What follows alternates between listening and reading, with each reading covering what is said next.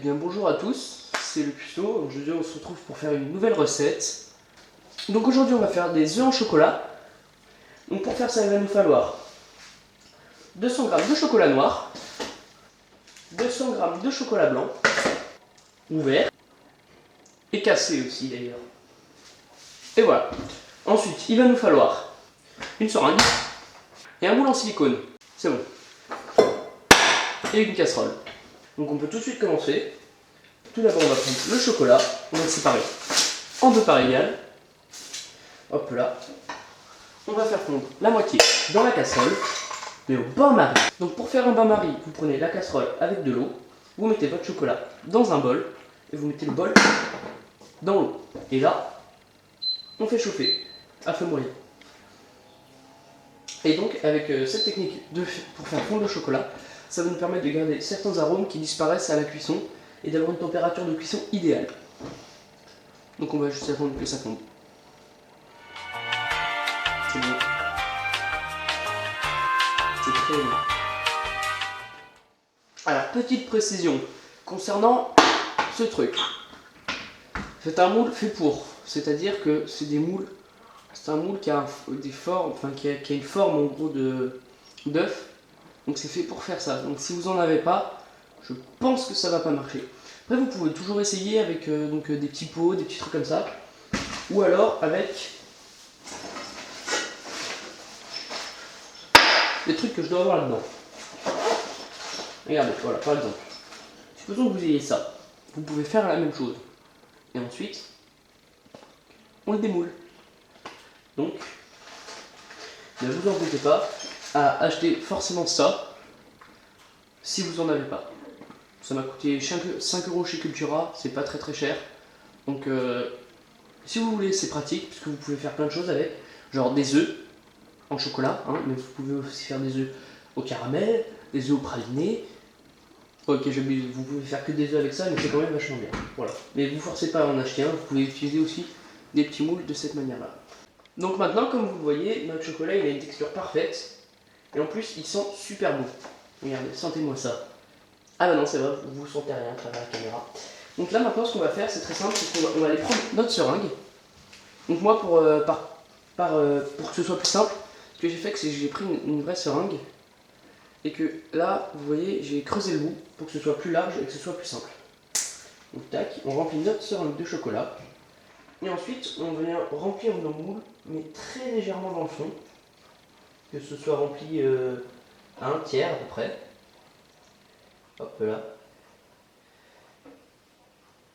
Et en fait, ça va servir à tapisser le bord du moule pour créer un effet chocolaté noir à l'extérieur et autre à l'intérieur. Et donc pour bien tapisser, ce qu'on va faire, c'est qu'on va appuyer sur les parois du moule jusqu'à qu'on voit le chocolat qui ressorte. Comme ça, et là on est sûr que nos parois elles sont toutes bien tapissées. Et donc après, on va répéter tout ça avec tous nos moules.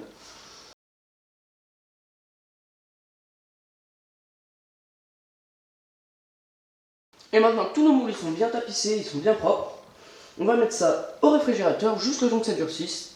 Et pendant ce temps, on se retrouve juste maintenant là pour que je vous explique. Donc comme je vous l'ai dit, on se retrouve tout de suite. Et donc là on peut voir qu'il me reste quand même beaucoup de chocolat. Hein. Je m'en suis servi que très peu. Donc ce qu'on va venir faire là, c'est qu'on va juste rajouter 100 g de chocolat blanc. Maintenant qu'on a nos 100 g de chocolat blanc, on va enlever la seringue, parce que ce serait idiot quand même de la faire cuire, c'est pas très bon je crois ce truc. Donc maintenant qu'on a notre chocolat blanc dans notre chocolat noir, on va mélanger pour essayer de la recouvrir. Comme ça, voilà.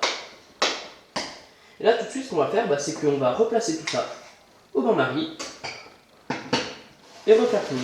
Alors pour le chocolat blanc, faites attention à la cuisson, parce que le chocolat blanc a tendance, quand il cuit trop, a tendance à se resolidifier en fait.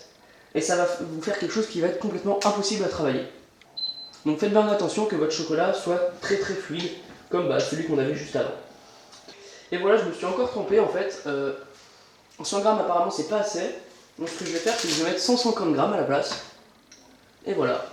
Donc du coup on continue juste, puisque ça n'a pas changé la recette. Donc mon chocolat a tout fondu, mais comme vous voyez maintenant il est beaucoup plus clair, ce qui est complètement logique. Comme on a mis du chocolat blanc dans du chocolat noir, ça fait du chocolat marron.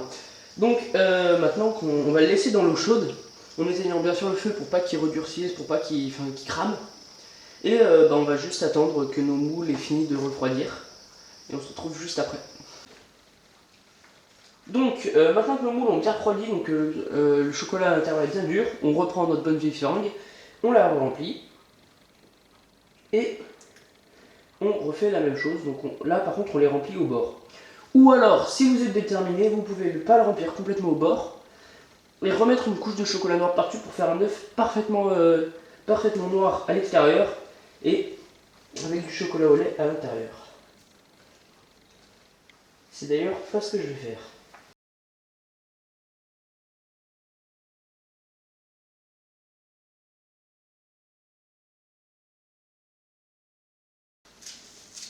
Donc maintenant on va bien combler les trous pour être sûr que notre moule soit bien rempli aux bons endroits, tac, partout.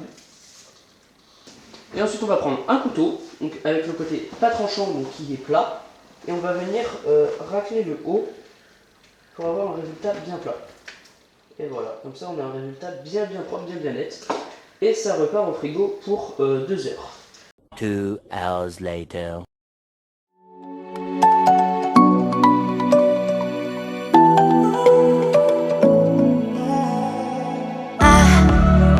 To let go of all of the nonsense that you put me through. I give it up to you. I do it